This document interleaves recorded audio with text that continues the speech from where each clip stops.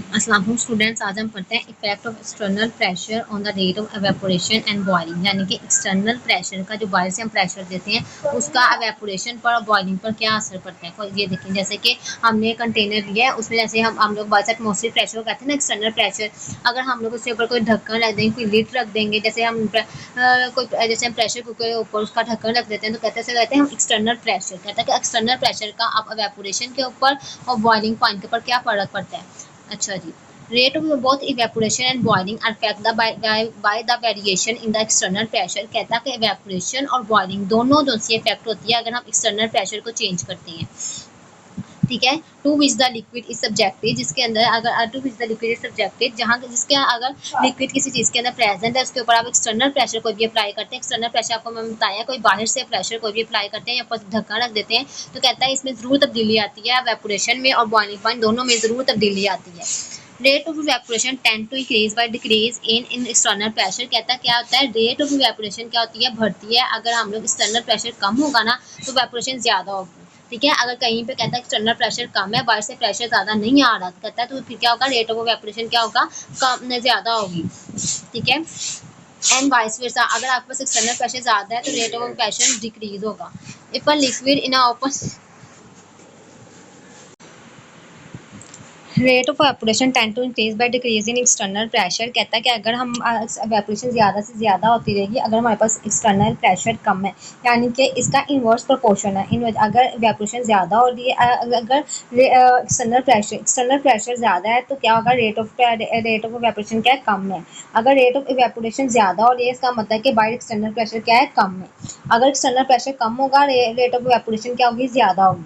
अगर rate of अगर external pressure ज़्यादा होगा तो अगर एक्सटर्नल प्रेशर ज़्यादा होगा तो रेट ऑफ इवेपोरेशन क्या होगी, कम होगी। इसका यानी कि इनवर्स प्रोपोर्शन में ये काम करता है। अगर एक चीज़ के यहाँ पे से उल्टा होता है, अगर रेट ऑफ इवेपोरेशन इंक्रीज हो रही है तो क्या होगा, अगर रेट ऑफ इवेपोरेशन इंक्रीज हो रही है तो क्या होगा, एक्सटर्नल प्रेशर डिक्रीज होगा।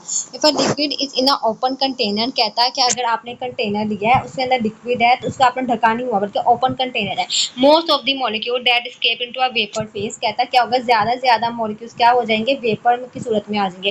Will not return to the liquid phase. तो कहता है कि आपने खुला बर्तन नहीं है, उसके ऊपर ढक्कन नहीं है, तो क्या होगा, कहता है मॉलिक्यूल्स उनसे अब वो खराब बन के हवा में चल जाएंगे, दोबारा लिक्विड की फॉर्म में नहीं आएंगे। इनके कंडेंसेशन का हमने प्रोसेस पढ़ा है ना। कहता अब वो तभी होगा जब टेम्परेचर उसके पास कम होगा। ठीक है, अगर आप बॉयल आपने लिया तो वो हवा में चले जाएंगे। Instead they will diffuse through the atmosphere away from the container. कहता क्या होगा, वो डिफ्यूज कर जाएंगे, चले जाएंगे एटमॉस्फेयर से हवा के अंदर। Increasing the external pressure will force this molecules. कहता अगर हम एक्सटर्नल प्रेशर को इंक्रीज करते रहते हैं this molecule to return back to the liquid surface making evaporation difficult.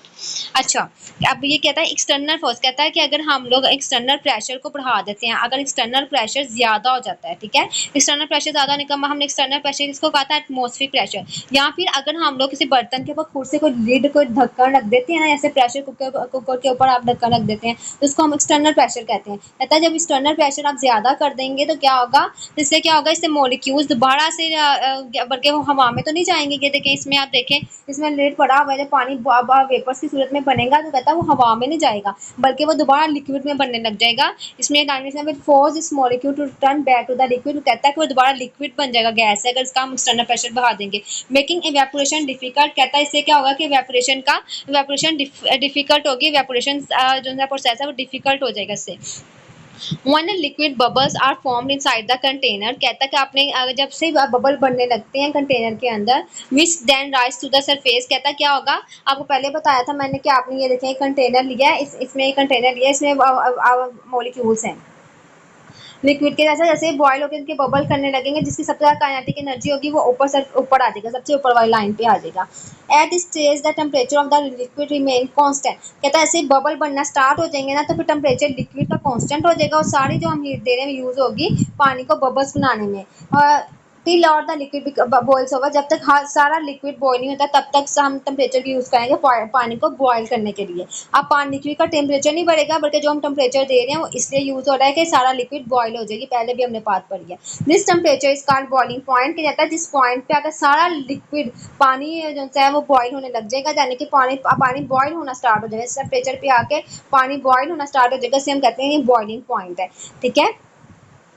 If you measure the boiling point of water at Karachi, कहता है अगर आप कराची का बॉइलिंग पॉइंट देखें ना तो 100 है, क्योंकि वहाँ पे एक्सटर्नल प्रेशर समुंदर की वजह से क्या है ज्यादा है, यानी कि एटमॉस्फेयर प्रेशर ज्यादा है, इसलिए वो 100 डिग्री पे क्या होगा बॉयल होना सा। हाँ ever if you will measure this boiling point at Murree, कहता है मरी में देखें ना तो उसका बॉइलिंग पॉइंट कम है। क्यों? आपको पहले मैंने पीछे लेक्चर में इसी एग्जाम्पल दी है, मरी में क्यों कम है 98 डिग्री क्यों है, क्योंकि उसका उधर एक्सटर्नल प्रेशर क्या है, हवा थोड़ी हल्की होती है, एक्सटर्नल प्रेशर कम होता है। ठीक है।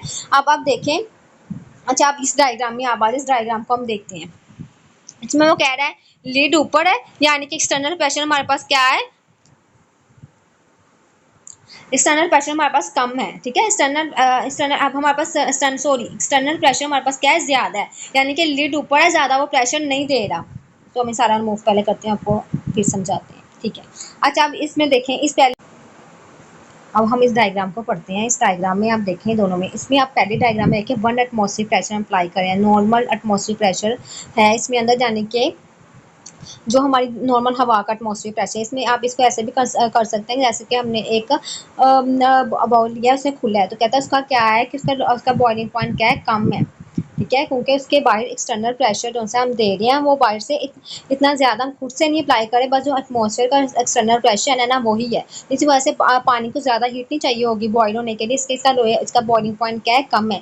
लेकिन हम दूसरे में देखें, हम खुद से लिड अप्लाई करें, वो एरो के थ्रू आपको दिखा भी है ना, खुद से हम ढक्कन रखने, जैसे कि हम प्रेशर कुकर में खुद से ढक्कन रख के, एक तो हवा का भी प्रेशर लग रहा है, ठीक है, उसमें फिर खुद भी हम ढक्कन रख देते हैं, उसको भी हम एक हवा के प्रेशर को हम एक्सटर्नल प्रेशर कहेंगे, हवा एटमॉस्फेयर प्रेशर कहेंगे, फिर हम कोई ढक्कन ऊपर रख देते हैं, जैसे प्रेशर कुकर के ऊपर कोई ढक्कन रख देते हैं, तो वो एक एक्सटर्नल प्रेशर कहता है। दो प्रेशर हम दे रहे हैं ना, तो 2 एटमॉस्फेरिक प्रेशर हम दे अप्लाई कर रहे हैं, तो इससे क्या होगा, इससे ज़्यादा बॉइलिंग पॉइंट होगा, यानी कि इसे ज़्यादा हीट चाहिए होगी बॉयल करने के लिए। आप प्रेशर कुकर में देखें कि पानी को बॉयल होने के लिए अगर हम नॉर्मल देखें ना तो 100 डिग्री पे पानी बॉईल होने लग जाता है, लेकिन जब हम प्रेशर कुकर के अंदर पानी के अंदर कोई चीज़ रखते हैं ना तो उसे 120 से ज़्यादा टाइम लगता है, 1 डिग्री की जगह से 100 डिग्री से ज़्यादा टाइम लगता है बॉईल होने के लिए उस पानी को। इसीलिए उसमें फिर जब पानी ज़्यादा टाइम लगेगा वो ज़्यादा हीट कंज्यूम करेगा, ज़्यादा हीट कंज्यूम करने की वजह से इसीलिए हम लोग जो से हमारे जो हमारे मीट वगैरह जिनको ज़्यादा टाइम लगता है गलने में, यानी कि गोश्त वगैरह को, इसीलिए हम प्रेशर कुकर के अंदर रखते हैं ताकि उसके प्रेशर एक्सटर्नल प्रेशर ज़्यादा होगा, तो वो ज़्यादा उसके अंदर हीट उसके अंदर ऑब्जर्व करेगा, तो वो ज़्यादा जल्दी वो हमारा जो मीट वगैरह है वो ज़्यादा जल्दी गल जाएगा, ज़्यादा यानी कि हम उसे ईजीली खा सकेंगे। ऐसे ही है, तो ठीक है, ऐसे ही है, हमें कहता है इसीलिए इसका एक्सटर्नल प्रेशर, अगर एक्सटर्नल प्रेशर हमारे पास ज़्यादा है तो क्या होगा, कहता है बॉइलिंग पॉइंट भी हमारा ज़्यादा होगा, यानी कि ज़्यादा हीट चाहिए होगी उसे बॉयल होने के लिए। अगर एक्सटर्नल प्रेशर कम है तो बॉइलिंग पॉइंट भी कहता है कम होगा। ठीक है। अगर मरी, जैसे हम अगर एक्सटर्नल प्रेशर कम में हम एग्जांपल मरी की ले सकते हैं। मरी में देखें एक्सटर्नल प्रेशर कम होता है, इनकी हवा का दबाव कम होता है, इसीलिए वो 100 डिग्री पे 98 डिग्री पे बॉयल होने लग जाता है। और हम आम एटमॉस्फेयर में देखें, जो सा अगर हम प्रेशर कुकर की एग्जांपल लें, अगर इसमें ज़्यादा में प्रेशर कुकर की एग्जांपल लेते हैं। अच्छा दोबारा से हम इस पैराग्राफ में आते हैं और मैं इसके थ्रू आपको दोबारा से समझाती हूँ इधर से। If you measure the boiling point of water at Karachi, कहता है कराची में क्या होता है, it will be 100 degree, Karachi में 100 डिग्री होता है। क्यों 100 डिग्री होता है, वहाँ पे एक्सटर्नल प्रेशर होता है समुद्र की वजह से ज़्यादा होता है, यानी कि आम जितना हम हवा में होता है इतना होता है, इसलिए वो 100 डिग्री पे बॉयल होता है। हाँ एवर इफ़ यू मेजर, कहता है if will measure this boiling point at Murree, कहता है मरी में क्या होता है, बॉइलिंग पॉइंट कम होता है। मरी में बॉइलिंग पॉइंट क्यों कम होता है, क्योंकि वहाँ एक्सटर्नल प्रेशर भी कम होता है। और कराची में क्यों ज़्यादा होता है बॉइलिंग पॉइंट 100 डिग्री, यहाँ पे प्रेशर कुकर की एग्जांपल है, वहाँ क्यों बॉइलिंग पॉइंट ज़्यादा है, क्योंकि वहाँ एक्सटर्नल प्रेशर भी क्या होता है ज़्यादा होता है। दोनों का क्या है, डायरेक्ट प्रोपोर्शन है। ठीक है। बॉइलिंग पॉइंट में इन दोनों का डायरेक्ट प्रोपोर्शन है, और जबकि हम लोग देखें इवेपोरेशन में क्या है, एक्सटर्नल प्रेशर का और इवेपोरेशन का इनवर्स प्रोपोर्शन, यानी कि एक चीज़ बढ़ती है एक चीज़ कम होती है। यानी इवेपोरेशन अगर एक्सटर्नल प्रेशर बढ़ेगा तो रेट ऑफ इवेपोरेशन कम होगी, अगर रेट ऑफ इवेपोरेशन बढ़ेगी तो एक्सटर्नल प्रेशर क्या होगा, कम होगा, यानी कि उल्ट होता है। अब अगर इवेपोरेशन बढ़ी है तो रेट ऑफ एक्सटर्नल प्रेशर के अगर एक्सटर्नल प्रेशर कम है तो रेट ऑफ इवेपोरेशन बढ़ेगा, अगर एक्सटर्नल प्रेशर ज़्यादा है तो रेट ऑफ इवेपोरेशन क्या होगा, कम होगा। ठीक है, इनका इनवर्स प्रोपोर्शन है, इनका उल्ट प्रोपोर्शन है, लेकिन बॉइलिंग पॉइंट में दोनों का डायरेक्टली प्रोपोर्शन, एक चीज़ बढ़ेगी अगर एक्सटर्नल प्रेशर बढ़ेगा तो बॉइलिंग पॉइंट भी बढ़ेगा। ठीक है, क्योंकि ज़्यादा हीट चाहिए होगी हमें से बॉयल करने के लिए, उस बॉइलिंग पॉइंट आने के लिए, तो इसीलिए इन दोनों का क्या है, कहता इनवर्स डायरेक्ट प्रोपोर्शन है। द एटमॉस्फेरिक प्रेशर एट मरी is lower than the Karachi, कहता है जो एटमॉस्फेरिक प्रेशर मरी का, ये आपको एमसीक्यूज भी आ सकता है, लोअर है कराची से।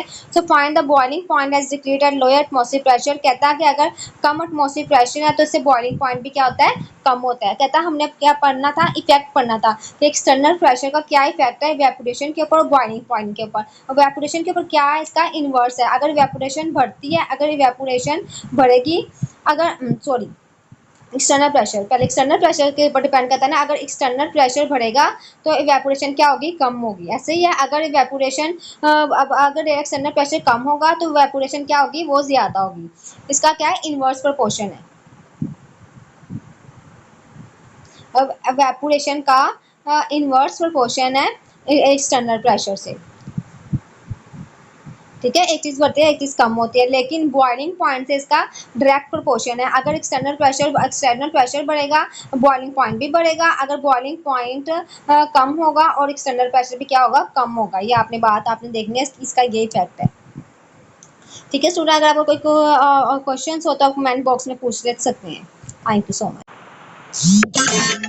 स्टूडेंट, हमें पीछे दो क्वेश्चन दिए हुए थे वो बॉक्सेस में, हम उसे पढ़ते हैं। Why do we feel comfortable wearing cotton cloth in summer, कहता है कि अगर हम कॉटन के क्लॉथ्स पहनते हैं तो हम उसे क्यों हमें उससे कंफर्टेबल फील होता है। बिकॉज आगे आंसर है, because cotton is a good observer of sweat, कहता है क्योंकि कॉटन के गुड ऑब्जर्वर है स्वेट का इन समर, कहता है गर्मियों में we sweat to cool our bodies, कहता है कि हमें पसीना आता है ताकि हमारे बॉडी जो है वो ठंडी है, इस वजह से हमें क्या आता है, पसीना आता है। Cotton observe this sweat from our skin, कहता है कॉटन क्या होता है, वो ऑब्जर्व कर देता है हमारी स्किन से स्वेट को, and spread it over large area of cloth, और कहता है कि हमारा जो क्लॉथ है उसके ज़्यादा से एरिया पे से फैलाते स्प्रेड कर देता है। This sweat then evaporate easily into the air, कहता है फिर क्या होता है, ये एवेपोरेट हो जाता है हवा में। This evaporation process takes heat from our body giving us cooling effect, कहता है क्या होता है कि हमारी बॉडी के साथ हीट को भी एवेपोरेट कर देता है, हमारी बॉडी जैसे हमारी वेपोरेशन होती है हमारे कॉटन क्लॉथ से पसीने की, तो कहता है साथ में वो हमारी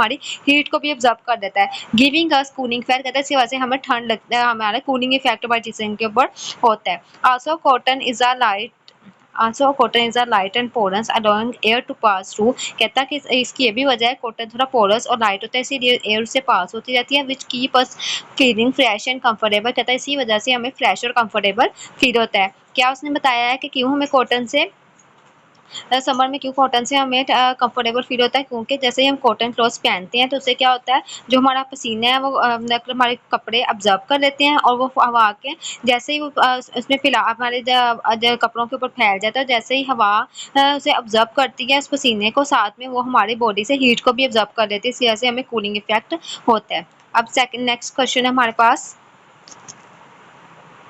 नीचे, why do steam at 100 degree cause more sphere burn than at 100 degree, कहता है कि अगर 100 डिग्री स्टीम है तो उससे क्यों ज़्यादा हमें स्वेयर बर्न होता है अगर बनिस्बतन वाटर अगर 100 डिग्री पे, कहता है अगर वाटर 100 डिग्री पे है ना उससे इतना बर्न नहीं होगा जैसे जितना हम स्टीम अगर 100 डिग्री किया है तो उससे ज़्यादा बर्न होगा। ऐसा क्यों होता है, नीचे वो आंसर दे रहा है, because steam has extra hidden heat called latent heat of vaporisation, कहता है कि जिसका स्टीम के अंदर ज़्यादा हीट उसने ऑब्जर्व की होती है, स्टीम जिसे कहते हैं हम लेटेंट हीट ऑफ वेपोराइजेशन कहते हैं। उसने बोला है लैटेंट हीट वेपोराइजेशन क्या होता है? जैसे हम पानी को हीट देना स्टार्ट करते हैं, कहता है कि उससे क्या होता है, उसकी काइनेटिक एनर्जी इंक्रीज होती है और पानी से थोड़ा उबलना स्टार्ट होता है। जिस पानी पे आके पानी उबलना स्टार्ट होता है उसे हम बॉइलिंग पॉइंट कहते हैं। लेकिन कहता है हम हीट फिर भी देते रहते हैं, वो फिर पानी किसको यूज होता है कि हाँ सारा लिक्विड जब बॉयल होने लग जाए, सारा हमारा सॉलिड जो है वो लिक्विड में फॉर्म में आ जाए और बॉयल होने लग जाए। कहता है जो एक्स्ट्रा हम एनर्जी दे ही जा रहे हैं ताकि सारा हो जाए और वो गैशियस फॉर्म में आ जाए, तो स्टीम की फॉर्म में आ जाए, उसे हम लैटेंट हीट वेपोराइजेशन कहते हैं कि हम एक्स्ट्रा हीट को यूज़ करें। एक तो उसे बॉयल करने में जो हीट हुई है उस हीट यूज़ हुई है, उसके बाद अगर हम और हीट दे जा रहे हैं तो इसका मतलब क्या है कि उसे हम लैटेंट हीट ऑफ वेपोराइजेशन दे रहे हैं। अगर देखें वाटर है, जैसे अगर पानी है उसे हम 100 डिग्री है, ठीक है, तो अगर हम उसे और ज़्यादा हीट देते रहेंगे तो फिर वो स्टीम बनेगा, तो उसके ज़्यादा जाहिर सी पता स्टीम के अंदर ज़्यादा हीट होगी, कहते हैं इसलिए हमसे ज़्यादा स्वेयर बर्न होता है बनिस्बतन 100 डिग्री वाटर से। 100 degree when steam touches your skin, कहता है जैसे ही भाप आपकी स्किन पे लगती है, फर्स्ट कंडेंस इनटू वाटर, कहता है सबसे पहले ये इसमें ये पानी में आती है। This process release a large amount of extra heat directly on to our skin, कहता है इसकी वजह से क्या होता है हमारी स्किन के ऊपर और एक्स्ट्रा हीट इसकी वजह से आती है। After that now liquid water cool down releasing it even after more heat, कहता है इसके बाद क्या होता है कि सबसे पहले भाप अगर हमारी स्किन को टच करती है, सबसे पहले वो लिक्विड होने के लिए हीट को रिलीज करेगी, कहता है इसके बाद तब लिक्विड अपने आप को ठंडा करने के लिए और हीट रिलीज करेगा। इसी वजह से कहता है कि हमें स्टीम से ज्यादा बर्न होता है। बॉइलिंग वाटर, अब 100 डिग्री पे तो पानी बॉयल होने लग जाता है, तो बॉइलिंग वाटर के अंदर तो कम हीट होगी, क्योंकि जैसे ही पानी को हम हीट देने लग देते हैं, जिस पॉइंट पर वो बॉयल होने लगता है उसे हम कहते हैं कि ये बॉइलिंग पॉइंट है। कहता है फिर और ज्यादा हीट देते हैं तो स्टीम की सूरत में आती है, ऐसी है ना, तो उसके अंदर ज्यादा स्टीम के अंदर हुई हीट हुई। अच्छा, कहता है boiling water only cools down at release heat, कहता है बॉइलिंग वाटर क्या है, last line, boiling water only cool down and release heat, कहता है बॉइलिंग वाटर सिर्फ जैसे हमारी स्किन को टच करता है तो कहता है वो कूल डाउन होता है और रिलीज करता है heat. It does not have extra heat condensation step, कहता है इसमें कंडेंसेशन का स्टेप नहीं होता। जैसे स्टीम हमने स्टीम में पढ़ा था कि जैसे ही पानी हमारे जिस स्किन के ऊपर आकर टच करता है तो पहले कंडेंस होता है फिर कूल होता है, लेकिन बॉइलिंग में क्या होता है सीधा जैसे पानी टच करता है हमारी स्किन को सीधा ही लिक्विड फॉर्म में आ जाता है और सीधा ही कूल होने लग जाता है, लेकिन इसमें कंडेंस का प्रोसेस नहीं होता। So steam give you skin much more total heat than the boiling point, कहता है इसीलिए स्किन जो स्टीम है वो ज़्यादा बर्न करती है क्योंकि इसका बॉइलिंग पॉइंट है, क्योंकि इसके कॉजिंग वर्स बर्न्स, क्योंकि इसके अंदर ज़्यादा हीट यूज होती है स्टीम के अंदर, इसीलिए कहता है ज़्यादा इसके अंदर हीट ऑब्जर्व की नहीं होती है, इसीलिए वो ज़्यादा बर्न करता है। जबकि जो सा बॉइलिंग वाटर कम हीट कम हमें जलाता है, बर्न करता है, क्योंकि इसके अंदर हीट कम होती है स्टीम की निस्बतन। बेटा आप ये पहले वाले का भी आप स्क्रीनशॉट ले सकते हैं क्वेश्चन का, और ये सेकंड वाले का भी स्क्रीनशॉट लेके अपने पास रख सकते हैं, आप इसे आंसर्स में लिख सकते हैं।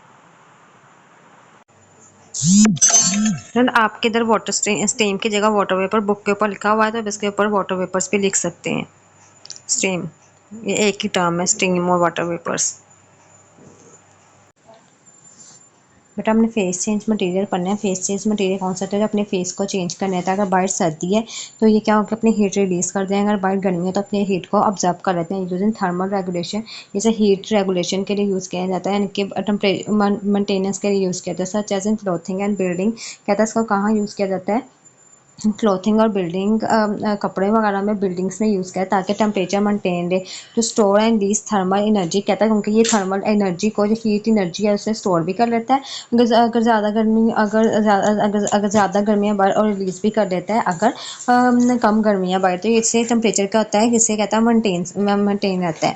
कहता है कि आप मैंने पीछे स्टीम का वर्ड यूज़ किया था, आप कोशिश करें जब बुक पे वाटर वेपर ऐसे यूज़ करें। क्वेश्चन आप कमेंट बॉक्स में बताइएगा।